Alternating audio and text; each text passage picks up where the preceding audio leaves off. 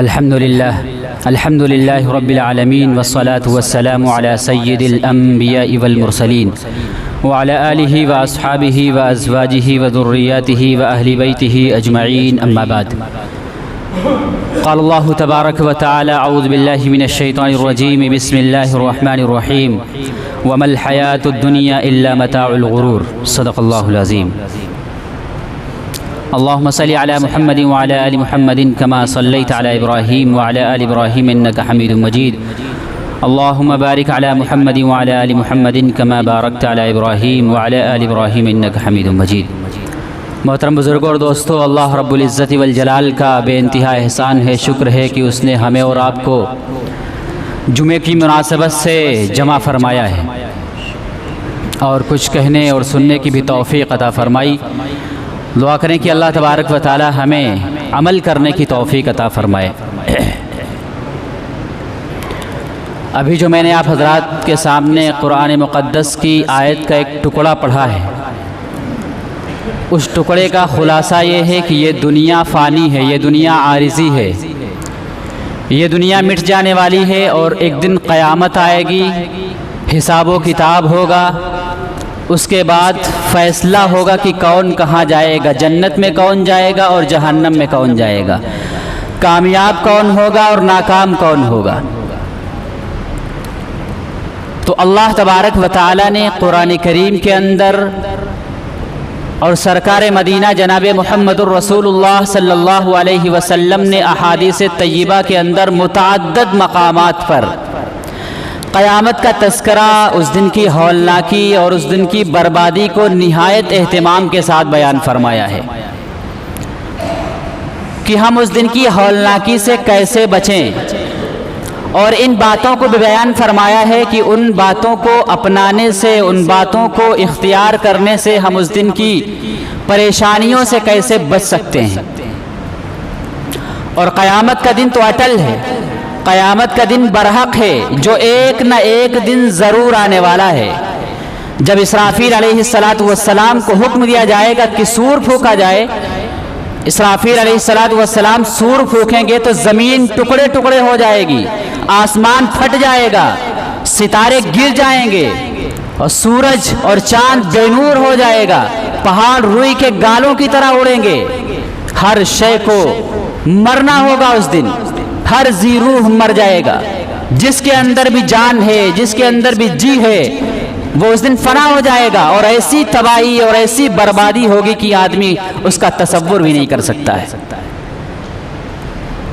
اور یہ حالت ایک طویل عرصے تک رہے گی.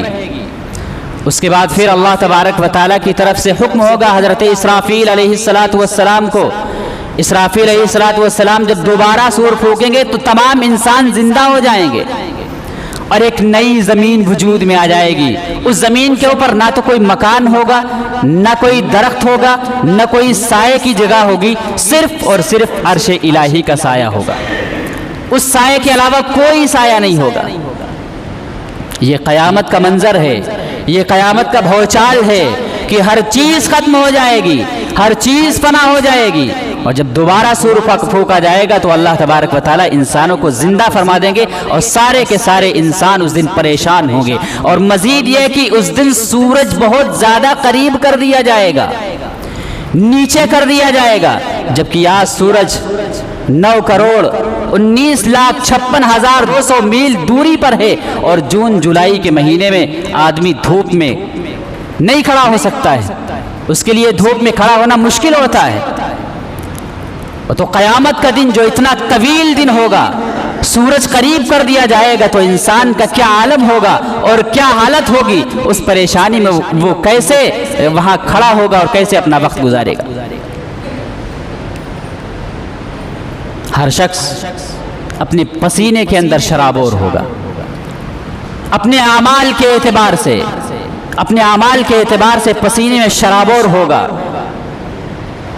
کسی کا پسینہ اس کے ٹخنوں تک ہوگا، کسی کا پسینہ اس کے گھٹنوں تک ہوگا، کسی کا پسینہ اس کی کمر تک ہوگا اور کسی کا پسینہ اس کے گلے تک ہوگا. اپنے اپنے اعمال اور بدعمالیوں کے اعتبار سے وہ پسینے میں ڈوبا ہوگا، شرابور ہوگا. یہ ایسا سختی کا دن ہوگا، ایسا دردناک دن ہوگا، پریشانی کے عالم میں ہوں گے۔ اس سے پتہ چلا کہ اعمال صالحہ اختیار کرنے والے اس دن آرام میں ہوں گے، چین میں ہوں گے، سکون میں ہوں گے، اور بدعمالیوں میں زندگی گزارنے والے پریشانیوں میں ہوں گے، تکلیف میں ہوں گے اور دکھ میں ہوں گے۔ نفسا نفسی کا عالم ہوگا۔ حضرت آدم علیہ السلام سے لے کر قیامت تک آنے والے تمام انسانوں کا وہاں مجمع ہوگا، نفسا نفسی کا عالم ہوگا، پریشانی کا عالم ہوگا، اپنی اپنی پڑی ہوگی، اور انسان یہ خیال کرے گا اس پریشانی کو دیکھ کر کہ جلد سے جلد بس کا حساب ہو جائے۔ وہ سوچے گا کہ شاید یہی تکلیف سب سے بڑی ہے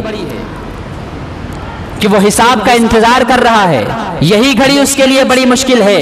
تو اس کا یہ خیال ہوگا کہ جلد سے جلد حساب و کتاب ہو جائے، ہمارا فیصلہ ہو جائے اور ہم اپنے ٹھکانے پر پہنچ جائیں۔ چنانچہ انسان سب سے پہلے حضرت آدم علیہ السلام کے پاس جائیں گے اور گزارش کریں گے کہ آپ تو جد امجد ہیں، اللہ کے جلیل القدر پیغمبر ہیں، اللہ تبارک و تعالیٰ سے ہماری لیے سفارش فرمائیے، درخواست کریے کہ ہمارا حساب و کتاب جلدی ہو تاکہ ہم اس پریشانی سے نجات پالیں، اس سے چھٹکارا حاصل ہو جائے۔ آدم علیہ السلام فرمائیں گے کہ نہیں، عذر قبول فرمائیں گے، وہ معذرت فرما لیں گے، کہیں گے ہماری ہمت نہیں ہے کہ میں اللہ کے دربار میں حاضر ہو جاؤں اور سفارش کروں۔ چنانچہ سارے کے سارے انسان حضرت نوح علیہ السلام کے پاس جائیں گے، ان سے کہیں گے کہ آپ اللہ کے برگزیدہ پیغمبر ہیں، آپ اللہ کے دربار میں جائیے، سفارش کریے۔ وہ بھی انکار فرما دیں گے۔ اس کے بعد حضرت موسیٰ علیہ السلام کے پاس جائیں گے، وہ بھی انکار فرما دیں گے۔ اس کے بعد حضرت داؤد علیہ السلام کے پاس جائیں گے، وہ بھی انکار فرما دیں گے۔ اس کے بعد حضرت عیسیٰ علیہ السلام کے پاس جائیں گے، وہ بھی انکار فرما دیں گے۔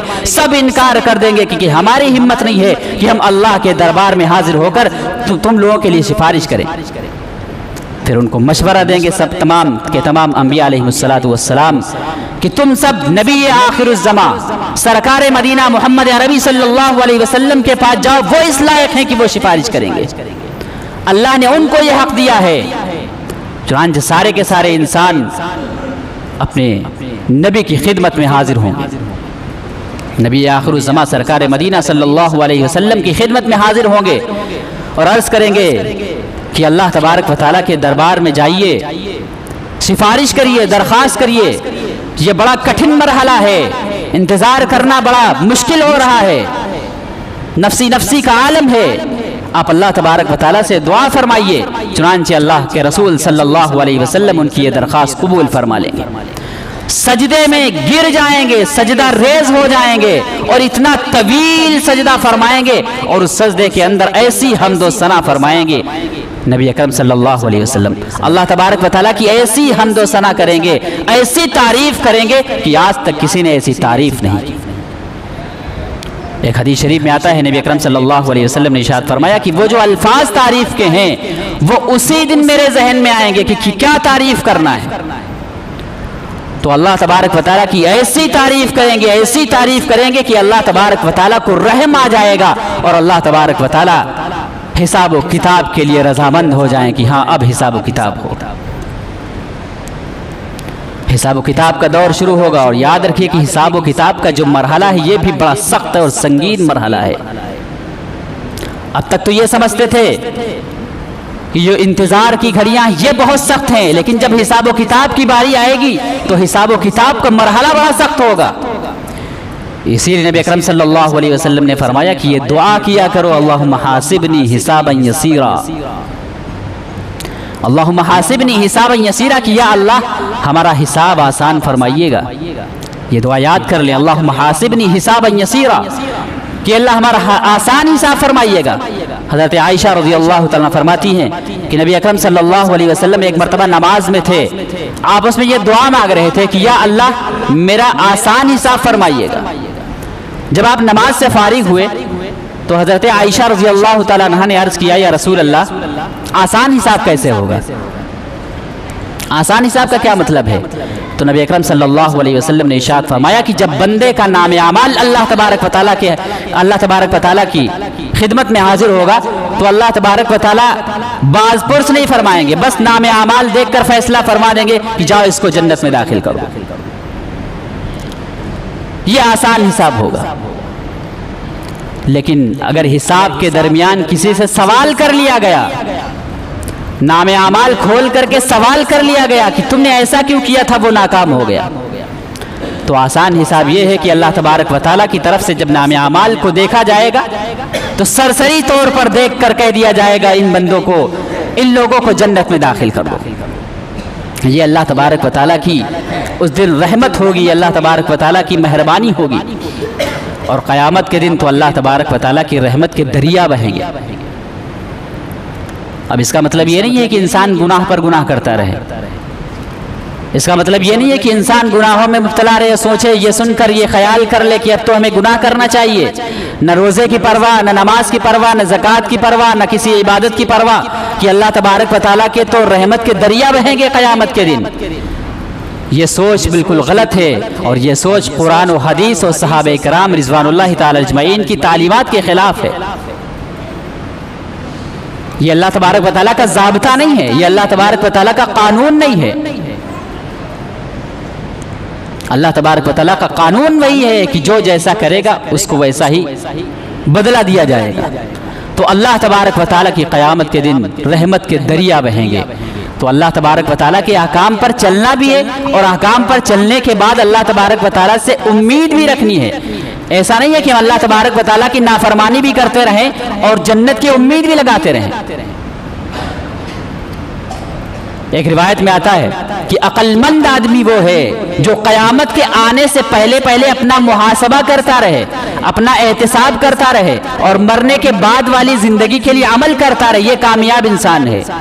اور ناکام انسان وہ ہے، عاجز انسان وہ ہے جو اپنے نفسی کی خواہشات پر عمل کرتا رہے اور امید رکھے جنت کی، یہ ناکام انسان ہے۔ اسی طرح حضرت عمر رضی اللہ تعالیٰ عنہ سے مروی ہے، فرماتے ہیں کہ اپنا احتساب کر لو قبل اس کے کہ تمہارا وہاں احتساب کیا جائے، اور اپنے آپ کو بڑی پیشی کے لیے تیار کر لو، اپنے آپ کو بڑی پیشی کے لیے سنوار لو، اور یاد رکھو کہ آسان حساب اسی کا ہوگا جس نے دنیا کے اندر اپنا احتساب اور اپنا محاسبہ کیا ہوگا، اسی کا آسان حساب ہوگا۔ یہ نہیں ہے کہ انسان گناہوں پر گناہ کرتا رہے، خواہشات کے مطابق اپنی زندگی گزارتا رہے، اور اللہ تبارک و تعالیٰ سے امید رکھے کہ اللہ تبارک و تعالیٰ تو ہمیں معاف فرما دے گا۔ تو قیامت کے دن جہاں اللہ تبارک و تعالیٰ کی رحمت کے دریا بہیں گے، وہیں اللہ تبارک و تعالیٰ کی ہیبت بھی ہوگی، اللہ تبارک و تعالیٰ کا جلال بھی ہوگا۔ اسی لیے تو انبیاء علیہ السلام منع کر دیں گے، انکار کر دیں گے کہ ہم اللہ کے دربار میں حاضر نہیں ہو سکتے ہیں، تم نبی آخر الزماں کے پاس جاؤ اور ان سے کہو کہ وہ سفارش کریں۔ تو میرے محترم بزرگ اور دوستو، تو عقل مند آدمی وہ ہے جو اس دنیا کے اندر رہ کر اپنا احتساب کرتا رہے، اپنا محاسبہ کرتا رہے، اور اگلی آنے والی زندگی کے لیے عمل کرتا رہے، یہ ہے کامیاب انسان۔ ہاں، امید بھی اللہ تبارک و تعالیٰ سے جیسی ہم امید رکھیں گے ویسے ہی فیصلے آئیں گے۔ اللہ تبارک و تعالیٰ کے ساتھ انسان جیسا گمان کرتا ہے ویسا ہی اللہ تبارک و تعالیٰ کی طرف سے فیصلہ آتا ہے، اور یہ اسی حالت میں ہے جب دنیا کے اندر انسان اچھے اعمال کرتا رہے، اللہ تبارک و تعالیٰ سے ڈرتا بھی رہے، اور اللہ تبارک و تعالیٰ سے امید بھی کرتا رہے۔ ایک بڑا ہی دلچسپ واقعہ ایک حدیث شریف میں بیان کیا گیا ہے کہ قیامت کے دن اللہ تبارک و تعالیٰ کی رحمت کس طرح بندوں کی طرف متوجہ ہوگی۔ ترمذی شریف کی روایت ہے، نبی اکرم صلی اللہ علیہ وسلم نے ارشاد فرمایا کہ جہنم میں جہنمی ہوں گے، اس میں 2 جہنمی ایسے ہوں گے جو بہت چیخ و پکار کر رہے ہوں گے، حالانکہ ان کے ساتھ میں بھی بڑے ایسے جہنمی ہوں گے، ان کو بھی عذاب ہو رہا ہوگا، وہی عذاب، لیکن 2 جہنمی ایسے ہوں گے جو بہت ہی چیخ و پکار کریں گے، بہت ہی شور شرابہ کریں گے۔ تو اللہ تبارک و تعالیٰ کی طرف سے حکم ہوگا کہ ان کو جہنم سے نکال لو، ان کو میرے دربار میں حاضر کرو کہ ایسا کیوں کر رہے ہیں۔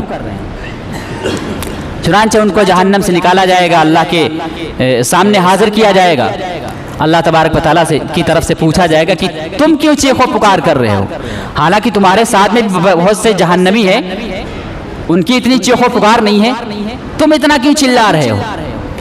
تو وہ یہ کہیں گے کہ ہم اس لیے چیخ و پکار کر رہے تھے تاکہ آپ کو رحم آ جائے اور آپ ہمیں جہنم سے نکال لیں، اس لیے ہم چیخو پکار کر رہے تھے۔ تو اللہ تبارک و تعالیٰ فرمائیں گے کہ ہماری رحمت تمہارے ساتھ یہی ہے کہ تم دونوں پھر سے اپنے آپ کو جہنم میں ڈال دو۔ میری رحمت تم دونوں کے ساتھ یہی ہے کہ تم پھر سے اپنے آپ کو جہنم میں ڈال دو۔ چنانچہ وہ دونوں وہاں سے چلیں گے اور ایک اپنے آپ کو جہنم میں ڈال دے گا۔ جیسے ہی وہ جہنم میں جائے گا اللہ تبارک و تعالیٰ اس کے لیے اس آگ کو ٹھنڈا فرما دیں گے، سلامتی والی فرما دیں گے۔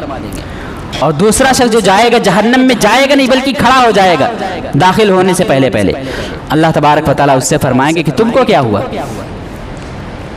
تم کیوں رک گئے؟ تمہارے ساتھی نے تو اپنے آپ کو جہنم میں ڈال دیا، تم کیوں رک گئے؟ تو وہ کہے گا کہ مجھے آپ سے یہ امید تھی کہ آپ ایک مرتبہ جہنم سے نکالنے کے بعد دوبارہ اس بندے کو جہنم میں نہیں ڈالیں گے۔ تو اللہ تبارک و تعالیٰ فرمائیں گے چلو تمہاری امید کے حساب سے میں فیصلہ کرتا ہوں، تم بھی جنت میں چلے جاؤ اور وہ بھی جنت میں چلا جائے۔ تو اللہ تبارک و تعالیٰ کے ساتھ بندہ جیسا گمان کرتا ہے اللہ تبارک و تعالیٰ کی طرف سے ویسے ہی فیصلے اترتے ہیں۔ تو اس دنیا کے اندر رہ کر اللہ تبارک و تعالیٰ کی فرما برداری بھی کرتے رہیں، اللہ تبارک و تعالیٰ سے ڈرتے بھی رہیں، اللہ تبارک و تعالیٰ سے امید بھی کرتے رہیں۔ ایسا نہ ہو کہ ہم امید تو کرتے رہیں اعمال نہ کریں، اعمال بھی کریں، اللہ تبارک و تعالیٰ سے ڈرتے بھی رہیں اور اللہ تبارک و تعالیٰ سے امید بھی لگائے رکھیں۔ اللہ تبارک و تعالیٰ ہمیں ان باتوں پر عمل کرنے کی توفیق عطا فرمائے۔ وآخر دعوانا الحمدللہ رب العالمین۔ جن لوگوں نے سنتیں ادا کی وہ سنتیں ادا کر لیں۔